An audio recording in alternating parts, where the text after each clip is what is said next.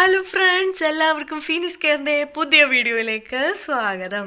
നമ്മളിന്ന് ചെയ്തെടുക്കാൻ പോകുന്നത് ഒരു ബോട്ടിൽ ആർട്ടാണ്. അപ്പോൾ ക്രിയേറ്റീവ് ബോട്ടിൽ ആർട്ട് കാണുന്നതിന് മുമ്പായിട്ട് നമ്മുടെ വീഡിയോ ആദ്യമായി കാണുന്ന ആരെങ്കിലും ഉണ്ടെങ്കിൽ ചാനലൊന്ന് സബ്സ്ക്രൈബ് ചെയ്തേക്കണേ. വീഡിയോ ഇഷ്ടമാവുകയാണെങ്കിൽ ലൈക്ക് ചെയ്യാനും ഷെയർ ചെയ്യാനും ആരും മറക്കരുതേ. അപ്പോൾ ഇനി നമുക്ക് വീഡിയോയിലോട്ട് കടക്കാം. അപ്പോൾ നമ്മൾ ഈ ബോട്ടിലാണ് ഇന്നത്തെ ആർട്ടിന് വേണ്ടി എടുത്തിരിക്കുന്നത്. അപ്പോൾ അതിനുശേഷം ഞാൻ കുറച്ച് കാർഡ്ബോർഡ് യൂസ് ചെയ്യുന്നുണ്ട്. കാർഡ്ബോർഡ് ആദ്യമേ അടിയിലത്തെ ആ ഒരു റെക്റ്റാങ്കുലർ ഷേപ്പിൽ നമുക്കൊന്ന് കട്ട് ചെയ്തെടുക്കാം. അപ്പോൾ അതൊന്ന് കട്ട് ചെയ്ത് ഇങ്ങനെ ആ കുപ്പിയുടെ ആ ഒരു ഭാഗത്തെ അളവിൽ കട്ട് ചെയ്ത് എടുത്തതിന് ശേഷം നമുക്ക് നീളമുള്ള ഭാഗത്തെ അളവിന് കട്ട് ചെയ്ത് അതേപടി തന്നെ റെക്റ്റാങ്കുലർ ഷേപ്പിൽ കട്ട് ചെയ്തെടുക്കാം.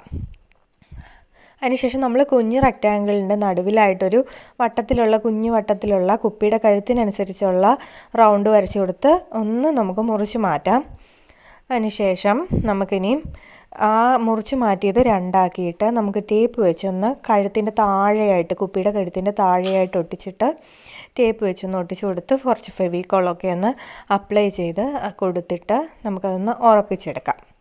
അതിനുശേഷം നീളമുള്ള റെക്റ്റാങ്കിൾ നമ്മൾ എടുത്തിരുന്നു, അത് നമ്മൾ ഈ സൈഡിലായിട്ടൂടെ ഒട്ടിച്ചു കൊടുക്കാം. അതിനോട് തന്നെ ചേർത്ത് നമുക്ക് ആദ്യം ഒട്ടിച്ചിരുന്ന ബൈൻഡോടൊന്ന് ഒരു സൈഡിൽ ടേപ്പ് വെച്ച് ഒട്ടിച്ചും പിന്നെ നമുക്ക് ഫെവിക്കോളിലൂടെ യൂസ് ചെയ്ത് ഒട്ടിച്ച് നമുക്ക് കൊടുക്കാം.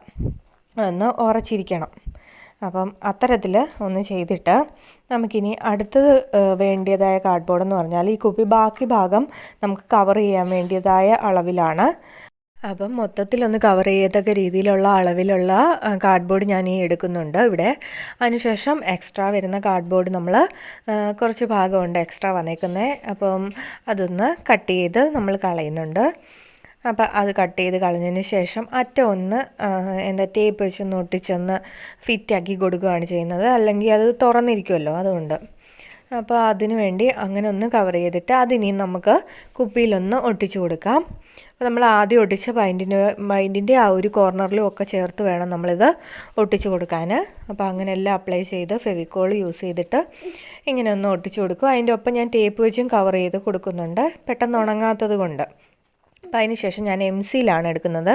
അപ്പോൾ നമ്മൾ ആദ്യം കട്ട് ചെയ്ത രണ്ട് കുഞ്ഞ് ട്രയാങ്കിളുകളിൽ നമുക്ക് MC-യിൽ വെച്ചൊന്ന് സ്മൂത്താക്കി കൊടുക്കേണ്ടതായിട്ടുണ്ട്. അപ്പോൾ അത് ഞാൻ MC-യിൽ വെച്ച് ഒട്ടിച്ചിട്ട് നമ്മൾ വെള്ളത്തിൽ തൊട്ട് താഴേക്ക് ഇങ്ങനെ സ്മൂത്തും ചെയ്ത് ഇങ്ങനെ താഴേക്ക് വലിച്ച് വെള്ളത്തിൽ തൊട്ട് മിനുസപ്പെടുത്തി കൊടുക്കുന്നുണ്ട്. അപ്പോൾ അത് മുകളിലത്തെ കഴുത്തിന് താഴെയായിട്ടുള്ള ഭാഗത്തും ചെയ്തിട്ട് നമ്മൾ ചെറിയൊരു കത്തി വെച്ചിട്ട് നമുക്ക് ഇങ്ങനെ ഒന്ന് വരഞ്ഞ് കൊടുക്കാം. ഇപ്പോൾ തന്നെ ഏകദേശം എല്ലാവർക്കും കാര്യം പിടികിട്ടി കാണും. ഒരുവിധം നമ്മളൊരു ക്രിയേറ്റീവ് ബുക്കാണ് ഇതിൽ ഉണ്ടാക്കിയെടുക്കാൻ പോകുന്നത്. പിന്നെ ഈ ബുക്കെന്ന് പറഞ്ഞാൽ ഒരു നന്ദി പ്രകടിപ്പിക്കാൻ വേണ്ടി കൊടുക്കുന്നൊരു കുഞ്ഞൊരു ഗിഫ്റ്റ്, അതിനു വേണ്ടിയാണ് ഞാനിത് ഉണ്ടാക്കുന്നത്. അപ്പോൾ കൊടുക്കാൻ വേണ്ടിയുള്ളതാണ് ഒരാൾക്ക്. അപ്പോൾ അതിന് ശേഷം ഞാനിവിടെ ടിഷ്യൂ പേപ്പർ യൂസ് ചെയ്ത് ഇങ്ങനെ ഫെവിക്കോള് വെള്ളത്തിൽ ഇട്ട് നമ്മൾ മിക്സ് ചെയ്തിട്ടുള്ള ഒരു മിശ്രിതം നമ്മളിവിടെ ഒന്ന് അപ്ലൈ ചെയ്ത് ടിഷ്യൂ പേപ്പർ ഒന്ന് ഒട്ടിച്ച് കൊടുക്കുന്നുണ്ട്. അതിനുശേഷം ഇങ്ങനെ കുഞ്ഞു പീസുകൾ ഈ പേപ്പറിൻ്റെ അല്ലെങ്കിൽ പേപ്പർ കഷ്ണമോ കാർഡ്ബോർഡിൻ്റെ ആണെങ്കിലും ഒരു കുഞ്ഞു തട്ടുണ്ടല്ലോ, ആ ഒരു പേപ്പർ കഷ്ണങ്ങൾ ഇങ്ങനെ എടുക്കുന്നുണ്ട്. അതായത് ഒരെണ്ണം കുറച്ച് വലുതാണ്, ഈ വലിപ്പമുള്ളത് നമ്മൾ ബുക്കിൻ്റെ ഹെഡിങ് പോലെ തന്നെ ഒട്ടിക്കാൻ വേണ്ടിയാണ്. അവിടെ ഹെഡിങ് എഴുതാൻ വേണ്ടി ഒട്ടിച്ചിരിക്കുകയാണ്.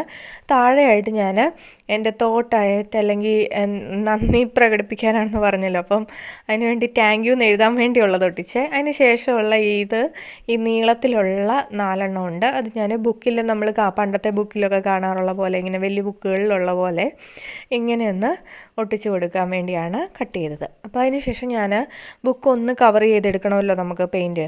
അപ്പോൾ അതിനുവേണ്ടി ഞാൻ ആക്രിലിക്കിൻ്റെ ബ്ലാക്ക് കളറാണ് യൂസ് ചെയ്യുന്നത്. ബ്ലാക്ക് കളർ തന്നെയാണ് നമ്മൾ ഫുൾ കൊടുക്കുന്നത്. അപ്പം MC-യിലിരിക്കുന്ന ഭാഗത്ത് നമ്മൾ കൊടുക്കേണ്ട ആവശ്യമില്ല, ഓൾറെഡി ബ്ലാക്ക് ആണ്. അപ്പോൾ അതുകൊണ്ട് തന്നെ ബുക്കിൻ്റെ ബൈൻഡിൻ്റെ ഭാഗത്തെല്ലാം നമ്മളൊന്ന് ബ്ലാക്ക് കളറ് അപ്ലൈ ചെയ്ത് കൊടുക്കുകയാണ്. മൊത്തം കവർ ചെയ്തെടുത്തതിന് ശേഷം ഗോൾഡൻ കളറാണ് നമ്മൾ MC-യിൽ ചെയ്തിരിക്കുന്നിടത്ത് കൊടുക്കുന്നത്. നമ്മൾ സാധാരണ കാണാറുള്ള പോലെ ബുക്കുകളിലൊക്കെ, ഇത്രയും വലിയ ബുക്കുകളിലൊക്കെ, ഈ പണ്ട് മുതലുള്ള ഫോക്ക് ടൈപ്പ് ബുക്കുകളിലൊക്കെ നമ്മൾ കാണാറുള്ളതാണ് ഇത്തരത്തിൽ പേപ്പറിൻ്റെ ഈ ഒരു അറ്റത്ത് ഗോൾഡൻ കളറ്. അപ്പം അതിന് ശേഷം ഞാൻ ഒട്ടിച്ചു കൊടുത്തിരിക്കുന്ന ആ പേപ്പറിൻ്റെ മുകളിലായിട്ടും ഈ ഒരു അറ്റത്തെ പേപ്പറിന് മുകളിലായിട്ടും നമ്മൾ ഗോൾഡൻ തന്നെ അപ്ലൈ ചെയ്യുന്നുണ്ട്. ഏകദേശം ഒരു ബൈബിള് കണക്കെയാണ് ചെറിയ രീതിയിൽ ഞാൻ ഉണ്ടാക്കുന്നത്. അപ്പം അതൊന്ന് റെഡിയാക്കിയിട്ട് 4 കഴിഞ്ഞിട്ട് ഞാൻ ഹെഡിങ് എഴുതുന്നത് വൈറ്റ് ഉപയോഗിച്ചാണ്.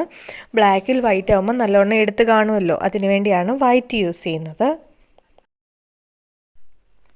അപ്പോൾ ഞാനിതിന് ഹെഡിങ് ആയിട്ട് കൊടുക്കുന്നത് ദ വേർഡ് ഓഫ് തോട്ട് എന്നാണ്. അപ്പോൾ അതിന് ശേഷം താഴെയായിട്ട് ഞാൻ താങ്ക് യു എന്ന് എഴുതി കൊടുക്കുന്നുണ്ട്. അപ്പോൾ അതോടുകൂടി നമ്മുടെ ഇന്നത്തെ വർക്ക് കംപ്ലീറ്റ് ആയിട്ടുണ്ട്.